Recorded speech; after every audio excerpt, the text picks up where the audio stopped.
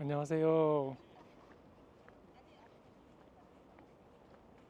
오늘은 저 혼자 산책을 하고 있습니다. 조금 운동도 하고, 그다음에 제가 자주 가는 스타벅스에서 커피도 마시면서 음, 제가 하는 일도 생각하고, 그다음에 유튜브 채널들을 어떻게 운영할 것인지 관련된 책도 좀 읽었습니다. 최근에 읽고 있는 책은 꺼리투브 만드신 형님 책을 읽고 있는데, 그분은 몸이 많이 상하셨더라고요. 하지만 뭐 큰 돈을 버셨으니까 그나마 다행인 것 같습니다. 저는 큰 돈을 벌면 뭐 아내랑 상의했을 때 아내가 반응이 좋았던 게, 우리 돈을 벌면 미스터 비스트 같은 사람이 되자, 그렇게 얘기했거든요. 그러니까 되게 좋아하더라고요. 오늘은 제가 출산과 교육이라는 그 두 단어를 조합해 가지고 저희 가족의 생활에 대해서 말씀을 드리고 싶어요. 뭐 예를 들어서 저희 가족은 이발관에 가지 않아요. 그 이유 중에 하나가, 이발관에 가는 게 돈도 들긴 하죠. 한 사람당 2만 원 정도가 드는데, 뭐 딸아이 같은 경우는 이발관이 아니고 미용실에 가야 되는 상황이 생깁니다. 왜냐하면 머리카락을 정리정돈해야 되고 잘라야 되는 경우도 있는데, 남자아이들이 지금 7명의 자녀 중에 6명의 자녀가 남자아이고, 또 저까지 또 자녀라고 생각하면 아내한테는 제가 가장 큰 골칫덩어리거든요. 뭐가 제일 그 힘든 부분이냐면, 그 비용적인 것이 아니고, 정말 아닙니다. 비용적인 게 전혀 아니고 이 귀찮음에 있어요. 왜냐하면 아이들이 다 가야 되고 또 저 또한 또 가야 되는데, 이게 너무 귀찮은 거고, 또 거기에 곱하기 제 아내는 절약하는 거 되게 좋아하거든요. 그래서 저희는 바리깡을 선택했습니다. 그래서 저희 집에 바리깡이 되게 많아요. 국내에서 제작한 브랜드, 그 다음에 중국에서 제작한 브랜드, 그 다음에 미국에서 저희 집에서 미국 집에서 사용하는 거 두 가지. 그래서 저희가 생각하는 바리깡에 대해서도 한번 제품을 폰보드로 만들 생각입니다. 바리깡의 가장 좀 부분이 머리카락이 날린다는 거거든요. 머리카락을 자동으로 이렇게 흡입해주는 기능이랑, AI를 접목해가지고 그 엄마나 아빠가 초보자라도 쉽게 커팅을 할 수 있게 하는 그런 도구가 있으면 좋겠다는 생각이 들거든요. 그 다음에 일단 저희 가족이 왜 대가족이 됐냐,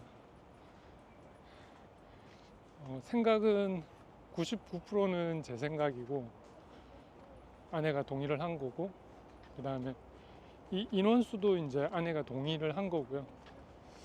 근데 이제 고생은 아내가 99%를 하고 저는 그냥 옆에 있는 거, 그거가 아닌가. 그래서 어제 이제 K-드라마 눈물의 여왕 마지막 회가 방송됐는데, 대가족을 이루는 것, 그리고 출산을 하는 것, 그것에 대해서 좀 많은 생각을 하게 되는 그런 드라마였다고 생각합니다. 무엇이 필요한가, 가족 간에. 드라마는 스포일러가 될 수 있으니까 저는 하여튼 뭐 1등이라고 생각합니다. 눈물의 여왕. 그리고 대가족이 된 이유는 제가 대가족을 만들고 싶었어요. 그러니까 왜 만들고 싶었냐? 어, 그냥 일반적인 삶을 살았다면은 굳이 대가족이라고 생각하지 않았을 거예요. 뭐 제가 어떤 인생을 살았건 그냥 뭐 결혼하면 뭐 아내랑 합의를 봐서 몇 명까지 자녀를 둬야겠다 이렇게 생각했는데, 저는 좀 이제 많은 자녀를 두고 싶다 이런 생각을 했거든요. 왜냐하면 제가 자라온 배경이 아무도 없어요. 제 어머니나 아버지, 뭐 친척분들 아무도 없어가지고 대가족이 되고 싶었고, 아내가 그거를 어린 마음에 되게 좋은 마음으로 받아준 것 같습니다. 그래서 지금의 7명의 아이들을, 그리고 이 7명의 아이들이 국적이 다르잖아요. 3명은 미국 사람, 4명은 한국 사람. 뭐 미국 사람이 된 이유도 있습니다. 결정적인 이유가 있죠. 저희 어머니가 아니었어요. 그리고 선한 의도로 저를 키워주신 게 아니어서, 예, 그래서 결정적으로, 예, 저희는 이민을 생각하게 됐죠. 이민을 생각하더라도 조금 후에 말씀드리겠지만은 대한민국으로 돌아와서 저희가 어떤 걸 하겠다라는 계획이 있습니다. 그래서 보면은 인생이 뭐 30년 주기로 정리정돈이 된다고 한다면, 저희 가족은 2020년대에는 양육, 아이들 키우는 거가 집중이 되는 거고, 2030년에는 이제 아이들이 조금 성장해서 전공을 선택을 하거나 군대를 가거나 하는 교육에 집중이 되는 시기일 것 같고, 2040년대는 결혼해가지고 이제 진짜 초대가족이 되는 그런 라이프 타임 이런 거를 가질 것 같습니다.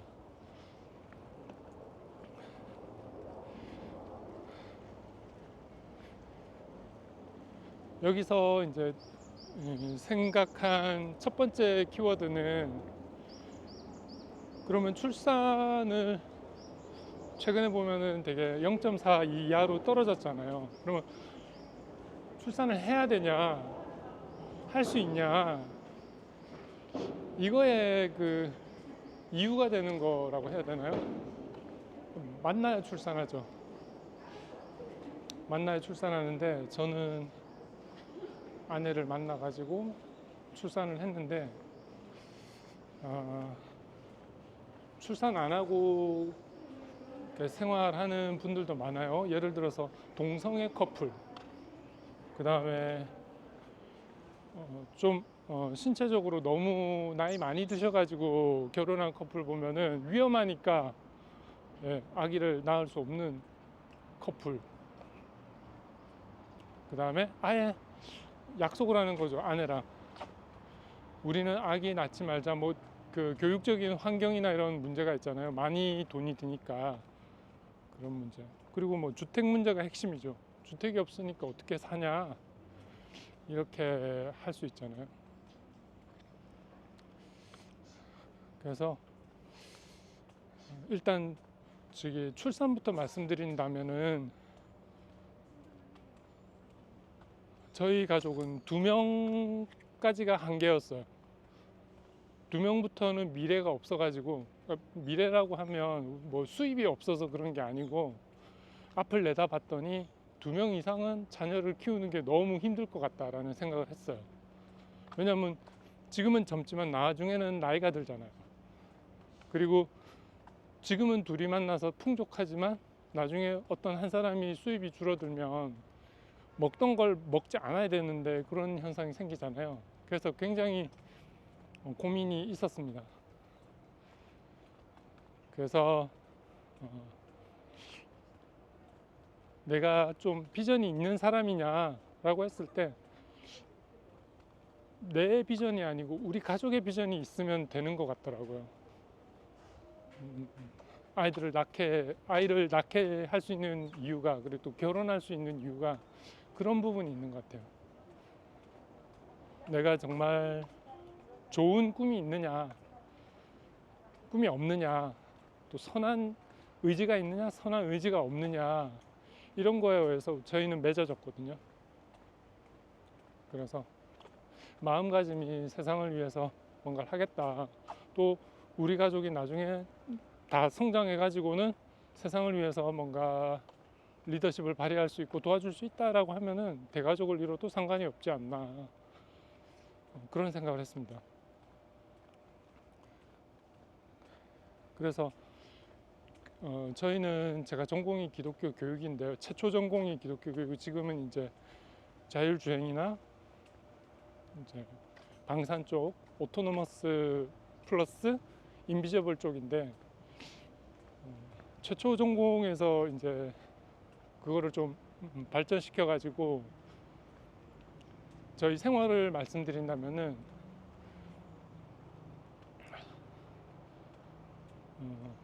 교육적인 걸 말씀드릴게요.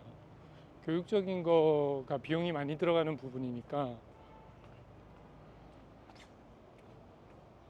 온라인 교육에 대해서 되게 중요하게 생각하고 있습니다. 왜냐하면 다양한 아이들이 태어나거든요. 어떤 아이는 게임을 좋아하고, 어떤 아이는 연구를 좋아하고, 어떤 아이는 관계를 좋아하고, 그래서 아이들이 가진 두려움이 있어요. 내가 정말 커서 뭐 계속 샌프란시스코나 뭐 LA나 서울에서 살 수 있느냐, 이런 질문도 있고, 우리는 돈을 미스터 비스트처럼 많이 벌 수 있느냐, 이런 질문을 하는 아이들도 있어요. 그러면은 제가 할 수 있는 대답은 그겁니다. 최악의 경우를 항상 상정하고 어떻게 살 건지를 아이들한테 말해 주거든요. 그러면은 온라인 교육을 말할 수밖에 없습니다. 그래서 제가 온라인 도장 깨기를 지금 많이 하고 있는데,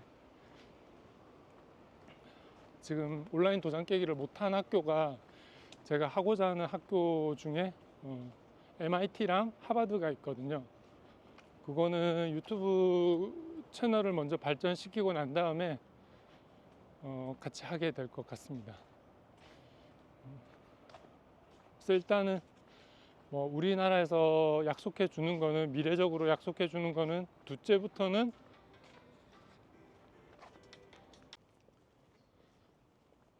잠깐 전화가 와가지고 통화를 했습니다.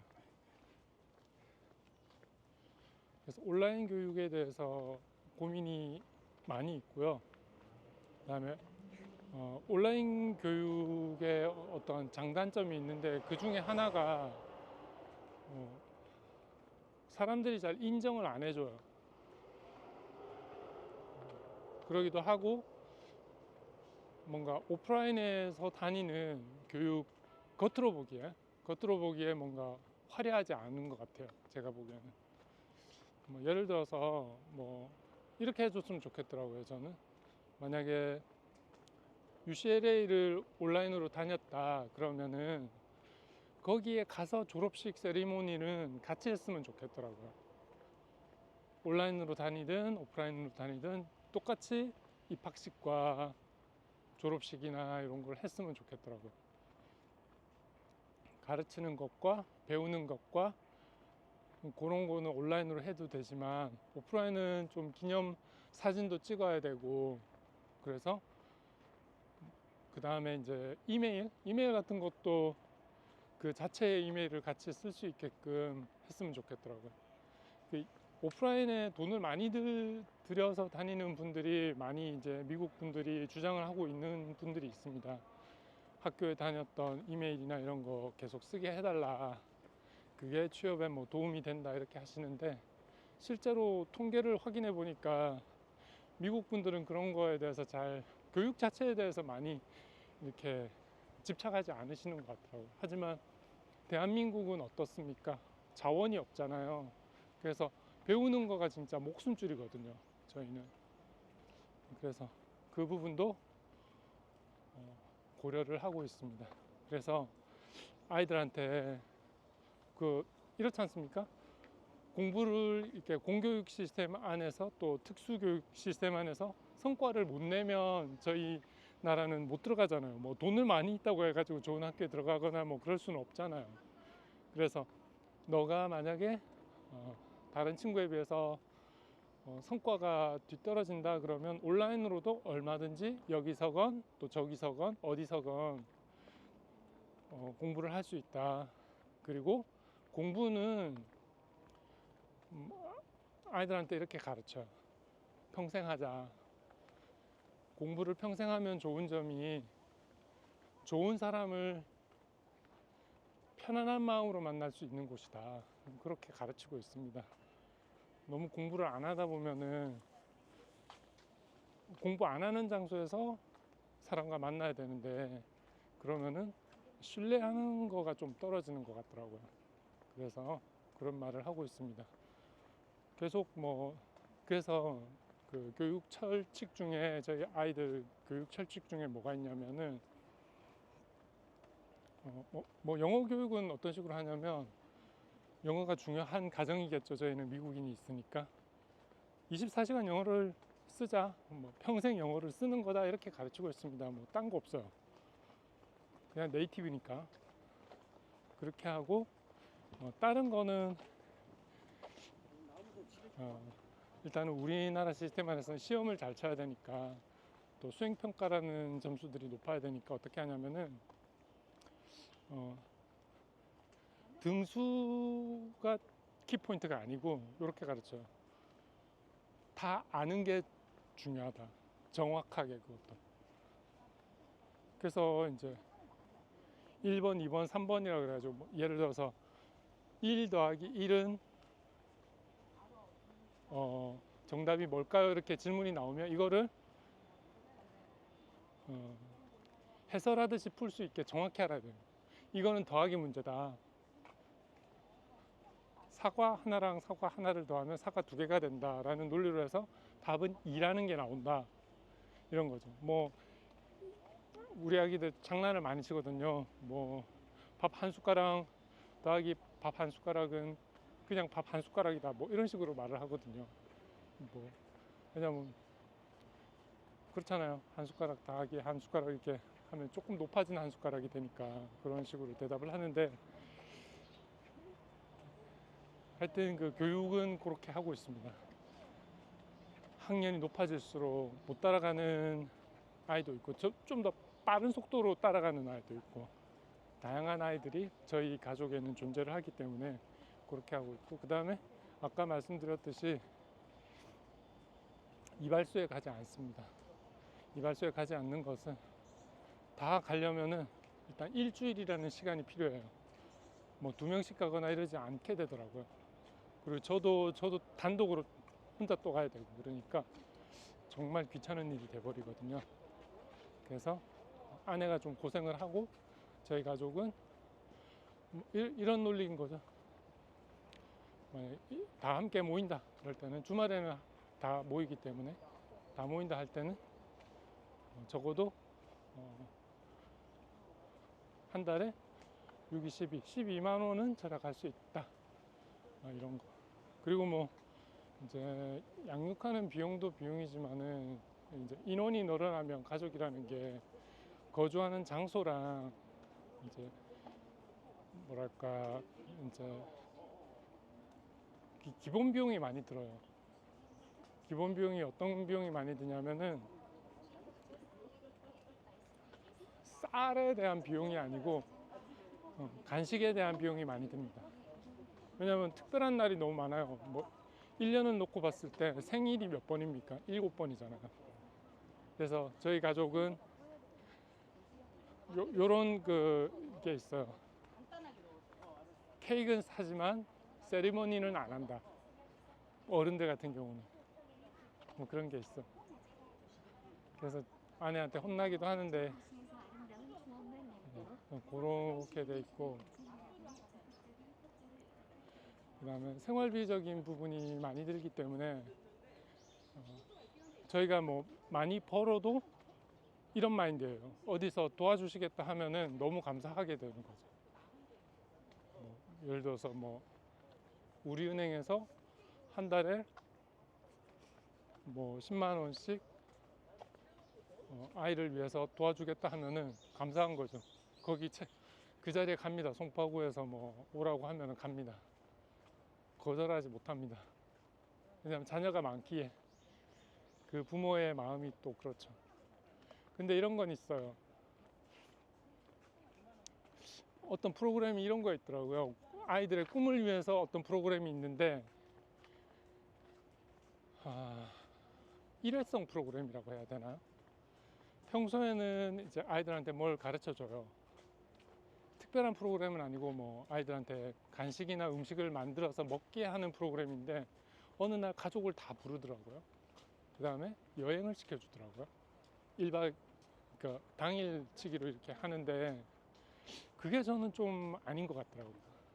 왜냐하면 처지들이 다 다른 분들이 가족들이 다 와서 눈치를 보고 있는데 거기다가 갑자기 제일 좋은 음식을 다 있는 자리에서 먹이면 그 먹는 법을 모르는 분도 있더라고요. 그래서 조금 부끄러운 부분이 있었어요. 네, 그래서 미안하기도 한 부분이 있었고, 그래서 그런 것보다는 좀 더 특성에 맞는 개개인이나 아니면 가족 단위의 어떤 그 복지 플랜이 있으면 좋을 것 같더라고요. 그거는 이제 단체 사진 찍기에는 좋지만은 저희 가족이 만약에 6명이면 6명 다 가고 싶지 가족 중에 한 명을 데리고 그렇게 좋은 자리에 가고 싶은 생각은 없거든요. 공교육 받아도 다 프로그램이 있어가지고 좋은 자리는 가거든요. 뭐 하여튼 그런 느낌이었습니다. 아내랑 같이. 그 다음에 이 아이들이 많으면 이런 생각을 할 수 있어요. 뭐 북한에서 주민으로 살다가 여기 내려오신 분들 중에 예를 들어서 주택을 받잖아요. 근데 방이 한 칸뿐이야. 실제로 그렇거든요. 그것도 되게 그 북한 이탈 주민 분들께서는 되게 감사하게 생각하거든요. 감사한 마음은 아는데 우리 정부에서 만약에 그분들 가족이 4명이면 부부 2명, 자녀 한 분 한 분 해가지고 방 3개짜리를 이렇게 섭외를 해주시면 어떨까라는 생각이 들더라고요.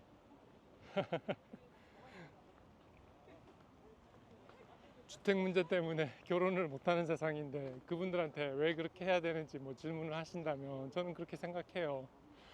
그분들이 통일의 마중물이거든요. 뭔 말이냐면은 통일할 수 있는 이유가 되는 분들이잖아요. 대한민국 영토가 저 북쪽 끝에서 한반도랑 그 부속도서기 때문에 그 북쪽 끝에 있는 분도 우리나라 주민이잖아요. 우리 그냥 주민이랑 똑같잖아요. 거기서 이쪽으로 이사 오신 거잖아요. 근데 거기서 숱한 세월을 당하고 사셨잖아요. 세뇌라든지 뭐 하여튼 교육 시스템 자체가 그러니까 뭐 이해 못하는 건 아닙니다. 원래 좀 가방끈이 짧은 분이 그 높은 자리에 가면은 뭐 그런 거 있잖아요. 쿠데타 하신 분들이나 이런 분들 뭘 잘하겠습니까? 어떤 전문가를 뽑을 수가 있겠습니까? 하여튼 그분들에게 자꾸 정착하라는 말을 많이 하더라고요. 어떤 분은 이렇게 말해요. 그분들한테 정착만 잘해주세요. 근데 보면 북한 이탈 주민분 10% 정도 자살한다고 이렇게 통계 데이터가 있더라고요. 1%도 아니고 0.1%도 아니고. 그래서 오히려 그냥 집은 월세로 주신다면 사람 라이프 타임이 30년 주기거든요. 이렇게 어떤 걸 배우다 보면 그러면 30년 동안은 임대주택에 기거하시고 그다음 정부에서 주는 쌀, 그다음 정부에서 주는 어떤 반찬, 그다음에 정부에서 주는 사회 체험이라고 하는 게 오히려 더 나을 것 같아요. 그분들이 너무 뭐 이 공장 저 공장 다니면서 막 바닥에서 계속 이렇게 못하는 일을 하는 게 아니고 사실 이 공장 노동자도 또 이 건설 노동자도 우리나라는 전문화돼 있거든요. 그래서 평생을 그분들한테 배우는 기회를 드리고 그것도 무료로 드리고 어떤 특별 전형 이런 게 아니고 그냥 비용이 안 드는 생활을 좀 이렇게 정부 차원에서 했으면 좋겠어요. 그게 통일 비용이라고 생각하는 것도 좋을 것 같고요. 그래서 통일이 되면 어차피 그분들은 이제 공짜 주택이 없어지는 거잖아요. 통일이 되면. 왜냐면 거기 분들도 이제 자기 주택이 되는 거고 뭐 그런 거 시스템이잖아요. 그러니까 일단 거기서 먼저 깨닫고 이렇게 먼저 오신 분들한테는 돈을 많이 드리기보다는 기회를 많이 드리는 게 어떨까. 하여튼 그런 생각을 했습니다. 생활적인 부분에 좀 이렇게 말이 좀 격가지를 쳤는데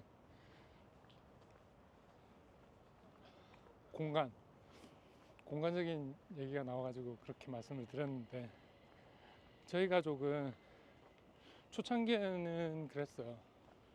일단 연구를 했어요. 호텔 시스템, 또 그다음에 일본의 캡슐 시스템. 그래서 저희는 어디를 가더라도 프라이빗한 공간을 아이들 한 명한테 줘. 그게 방이 됐던, 그게 캡슐이 됐던, 뭐 텐트가 됐던 한 명이 하나의 공간을 갑니다. 그래야지만 요즘은 아이들이 즐거운 생활을 할 수 있는 것 같더라고요. 정말 자기 공간에 딱 들어가면은 문 닫고 하루 종일 안 나와요. 그 정도로 개인 공간이 필요하다고 생각합니다. 그거를 못 해준다고 부모가 생각하기 때문에 아이를 많이 낳을 수 없다고 저는 생각하거든요. 그게 또 공간의 문제, 주택의 문제잖아요. 그리고 뭐 서울 생활을 하거나 도시 생활을 하는 사람이 예를 들어서 지금 현대는 대부분의 사람들이 도시 생활을 하잖아요. 도시가 이렇게 싸지 않거든요. 이거를 어떻게 커버해, 젊은 사람들이. 근데 나서지 않아요. 뭐 비용이 꽤 많이 듭니다. 그래서 제가 생각하고 있는 개념 중에 하나가 1년 동안 열심히 일하시면 주택을 가질 수 있게, 거주할 수 있게, 그리고 월세 시스템으로 가는 게 어떨까라는 생각이 들더라고요. 과거를 돌아보면 계속 뭐 정부에서 땅도 팔고 뭐 세금도 걷고 하면서 점점 이렇게 비싸졌잖아요. 그래서 그런 정책을 다시 한번 생각해 봐야 아이들이 많이 나오지 않을까라는 생각을 했어요. 그래서 생활적인 큰 부분 말씀드렸어요. 그러니까 출산을 하게 된 거는 만나는 거는 이제 선한 목표가 있어서 좋은 분을 만났다. 제 생애에 뭐 눈물의 여왕 스토리를 보면 좀 많이 드러나잖아요. 선한 마음이 있으니까 좋은 분을 만나게 되는 거고, 그 다음에 아이들이 많이 낳게 된 이유는 저만의 특별한 이유가 있었던 거고, 그 다음에 교육에 대한 생각은 온라인. 왜냐면 정부에서 아무리 둘째부터 무료라고 해도 사실 첫째가 문제거든요. 네, 그래서 첫째한테도 그래요. 너가 우리가 보낼 수 있는 그 학교가 돈이 엄청나게 많이 드는 학교다. 그러면 너는 못 가니까 온라인으로 교육할 수도 있고, 너가 실력이 안 돼서 못 가더라도 그 학교에 온라인 교육을 받을 수 있으니까 걱정하지 마라, 이렇게 해줘요. 진짜 정부랑 비슷한 말을 하네. 네, 온라인으로 할 수 있으니까 걱정하지 마라, 이런 말을 해요. 그래서 결론은 뭐냐, 온라인 교육 시스템이 좀 오프라인과 좀 세리머니나 파티나 이런 것들은 좀 근사하게 좀 예쁘게 꾸며졌으면 좋겠다, 이런 생각을 했습니다. 그 마음이야, 배우려는 마음이야 뭐 얼마나 다르겠습니까. 배워가지고 다른 분들을 도와줄 수 있으면 얼마나 좋겠냐, 이런 생각으로 배우지 않겠습니까. 다만 돈이 다른 데 써야 될 돈도 있고 뭐 그런 게 아닐까 라는 생각을 했습니다.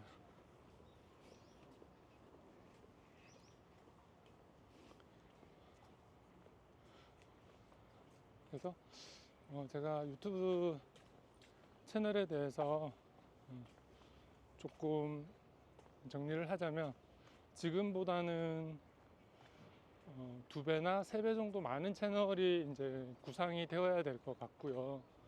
그 다음에 저는 본업이 있으니까 그거를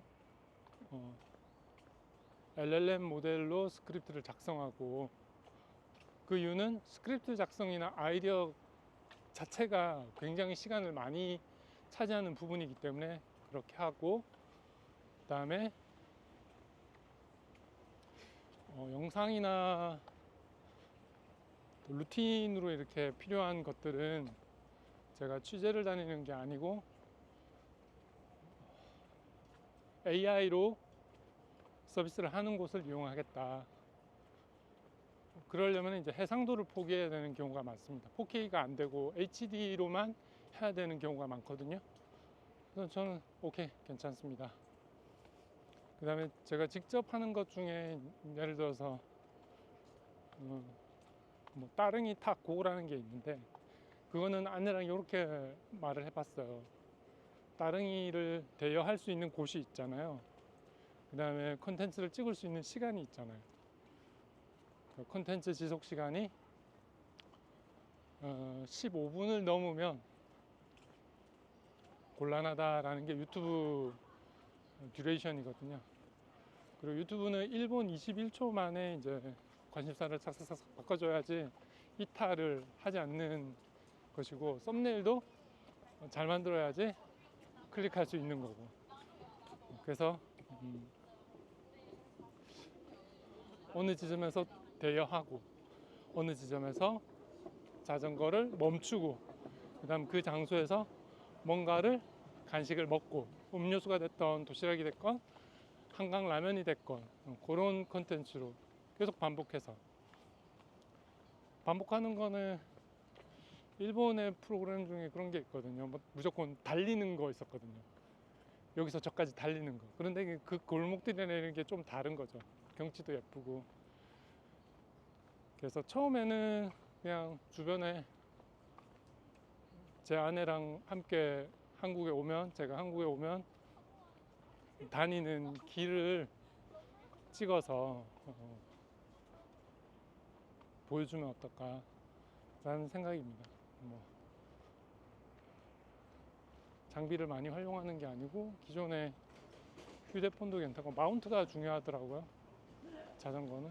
그래서 그걸 해서 영상을 계속 업로드하면서 훈련을 하는 거죠, 나름대로. 유튜브도 하나의 플랫폼이니까 유튜브가 원하는 것이 있다고 저는 알고 있거든요. 그래서 그거에 맞춰서 제작을 할까 합니다. 그런 다음에 사실 공유 자전거라는 거는 탄소 발자국이랑 연관이 돼 있기 때문에 다른 나라에 공유 자전거가 있어요. 미국도 메트로라는 시스템 안에서 뭐 지하철도 있고 자전거도 있거든요. 그래서 미국도 메트로 자전거를 활용해 가지고 A 지점부터 B 지점, 주로 스타벅스나 맥도날드나 인앤아웃 버거가 되겠지만 그렇게 찍어 보려고 하고요. 그다음에 파리 같은 경우도 자전거 시스템이 있거든요. 공유 자전거 시스템이 있거든요. 그런 걸 활용해서 컨텐츠를 만들 생각입니다. 그 다음에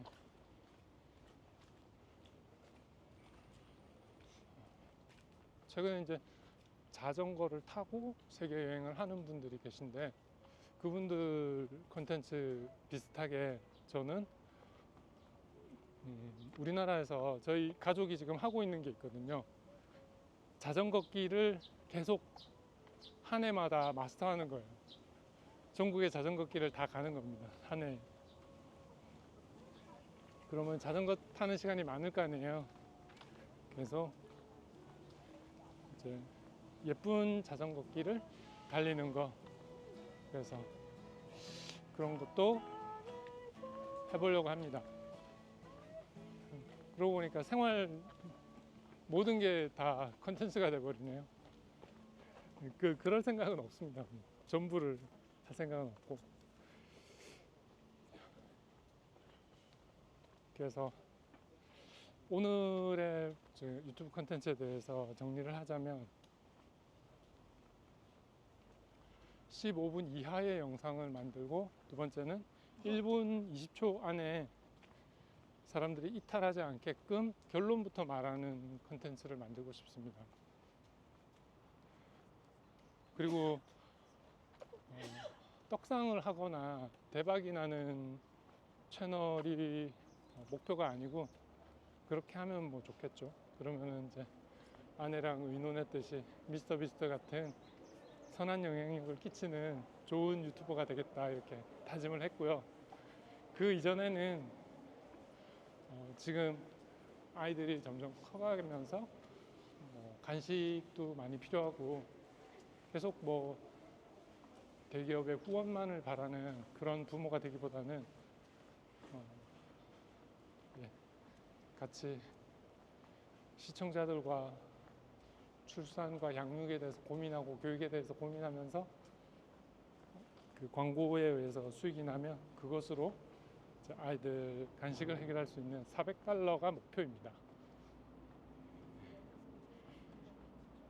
오늘의 관련된 말씀이 뭐가 있을까 해서 성경의 말씀이 찾았는데,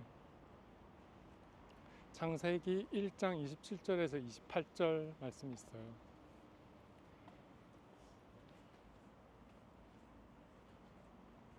하늘의 새와 땅에 움직이는 모든 생물을, 아니구나, 27절 말씀부터 말씀드릴게요. 창세기 1장 27절에 하나님이 자기 형상 곧 하나님의 형상대로 사람을 창조하시되 남자와 여자를 창조하시고, 28절 하나님이 그들에게 복을 주시며 하나님이 그들에게 이르시되 생육하고 번성하여 땅에 충만하라, 땅을 정복하라, 바다의 물고기와 하늘의 새와 땅에 움직이는 모든 생물을 다스리라 하시니라. 이런 말씀을, 성경 말씀을 같이 음미했으면 좋겠습니다. 저는 개인적으로 뭐 동성연애 하시는 분이나 또 출산을 못 하시는 분이 상처받는 말이 아니고 좀 제 해석되면 어떨까라는 생각이 들어요. 그분들도 뭐 입양을 할 수 있는 거고, 또 여건이, 몸의 여건이나 마음적인 여건이 안 되기 때문에, 또 뭐랄까요, 국가적인 차원에서 도움이 없기 때문에 출산을 안 하겠다 이렇게 결론을 내리신 거잖아요. 자기 의지잖아요. 그래서 그거는 100%, 200% 존중받아야 된다고 생각하거든요. 그분들이 행복하게 살 권리가 있어요. 왜냐하면 국가는 국민들 때문에 존재하는 곳이기 때문에 그분들이 행복하게 살 수 있도록 적극 그런 좋은 문화를 만들어야 된다고 생각합니다. 뭐 동성에 대해서 뭐 나쁘게만 볼 게 아니고, 나쁘게라기보다는 요즘 세상에는 좀 편견이 많죠. 그런 것 중에 하나가, 어떤 분들은 이런 걸 강요하는 분도 있어요. 너는 남자다, 너는 남자다, 여성분 보고 뭐 그런 분도 있는데, 그런 게 아니라 제가 이렇게 보니까 자기가 남자인데 여자로 깨달아지는 단계가 있더라고요.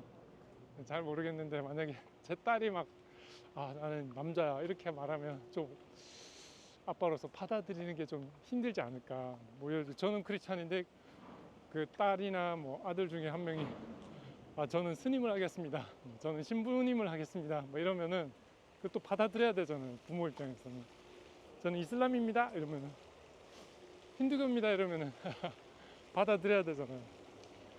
다만 그런 것이 선한 어떤 의지나 선한 영향력 안에 있는 거면 저는 찬성하고 함께 할 생각입니다. 사랑이라는 게 함께 하는 거 아니겠어요?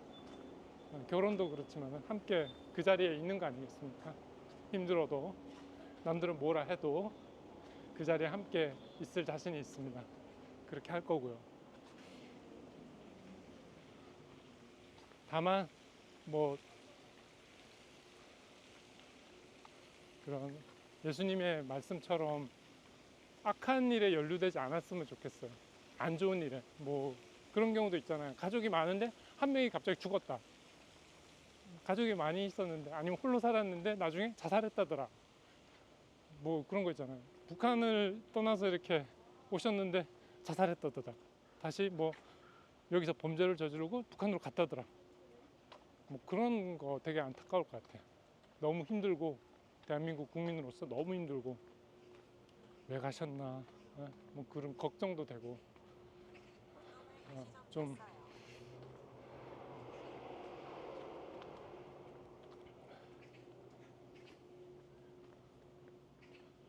오늘 어떻게 보면 좀 얘기가 길어졌습니다. 그리고 끝으로 18분의 구독자분께 너무 감사하다는 말씀을 드리고 싶습니다. 제가 직접 느꼈고 경험한 거를 바탕으로 컨텐츠를 만들겠습니다. 그리고 채널이 몇 개가 되더라도 구독하신 분들과 소통하고, 그리고 저희가 생각한 손익분기점 400달러를 지나면 실버 버튼까지 커뮤니티와 잘 상의해 가지고 어떻게 키울 것인지 방향을 잘 정하고, 실버 버튼 이후에는 괜찮은 영향력을 발휘할 수 있는, 유튜브에서도 바라고, 또 유튜브 선배님인 미스터 비스트 분도 바라고 하는 좋은 영향력을 끼칠 수 있는 채널로 성장해 주기를 기도하고 있습니다. 아이들이 자라면서, 저희 아이들이 자라면서 대한민국과 미국에 좋은 영향력을 끼치고, 다음에 또 힘들어하는, 저희는 또 통일도 대비해야 되고 문화적으로 경제적으로 뒤처진 아시아 나라들을 도와줘야 되는 입장이기 때문에, 그런 좋은 마음과 선한 마음을 가지는 아이들로 키우겠습니다. 여러분들도 많이 응원해 주시고 기도해 주세요. 그러면 다음에 또 좋은 영상으로 다시 돌아오도록 하겠습니다. 그러면 롯데월드 타워가 보이는 곳까지 가시죠.